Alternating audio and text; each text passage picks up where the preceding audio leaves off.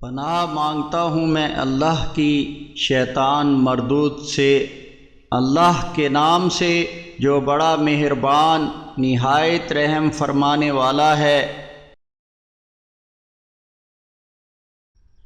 پھر جب طالوت اپنے لشکر کے ساتھ نکلے تو ان لوگوں سے کہا کہ اللہ تعالی یقیناً ایک نہر سے تمہاری آزمائش کرنے والا ہے، تو جس نے اس کا پانی پیا اس کا مجھ سے کوئی تعلق نہیں، اور جو نہیں پیتا وہ میرا ساتھی ہے۔ ہاں، اگر کوئی اپنے ہاتھ سے ایک آدھ چلو بھر لے تو کوئی حرج نہیں، پھر ان میں سے تھوڑے لوگوں کے سوا سب نے اس کا پانی پیا۔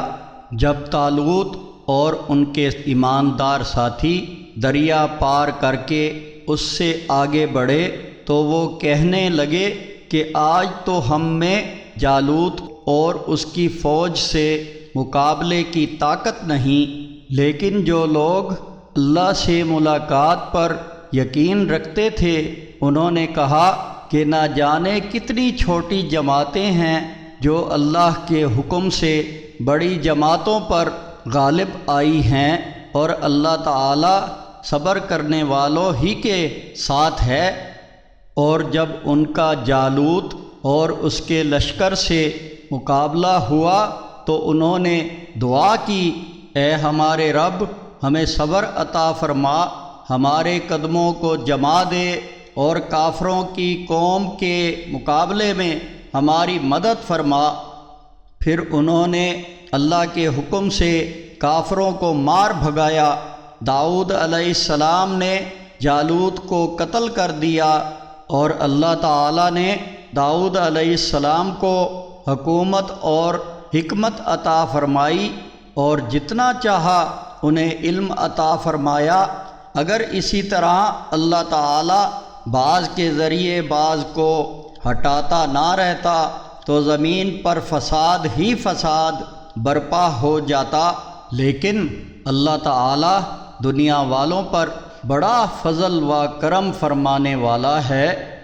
یہ اللہ تعالی کی آیاتیں ہیں جن کو ہم حق کے ساتھ اے محمد صلی اللہ علیہ وسلم آپ پر پڑھ رہے ہیں، بلا شبہ آپ رسولوں میں سے ہیں۔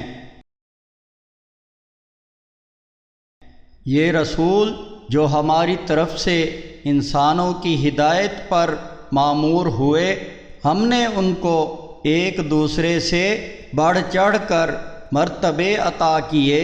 ان میں کسی سے اللہ خود ہم کلام ہوا اور کسی کے درجات بلند کیے۔ عیسیٰ ابن مریم کو کھلی نشانیاں عطا کیں اور روح القدس سے ان کی مدد کی۔ اگر اللہ چاہتا تو ان کے بعد لوگ واضح نشانیاں پا لینے کے بعد آپس میں نہ لڑتے، لیکن انہوں نے اختلاف کیا۔ پھر کوئی تو ایمان لے آیا اور کسی نے کفر کیا۔ ہاں، اگر اللہ چاہتا تو وہ ہرگز نہ لڑتے، لیکن اللہ تعالی جو چاہتا ہے کرتا ہے۔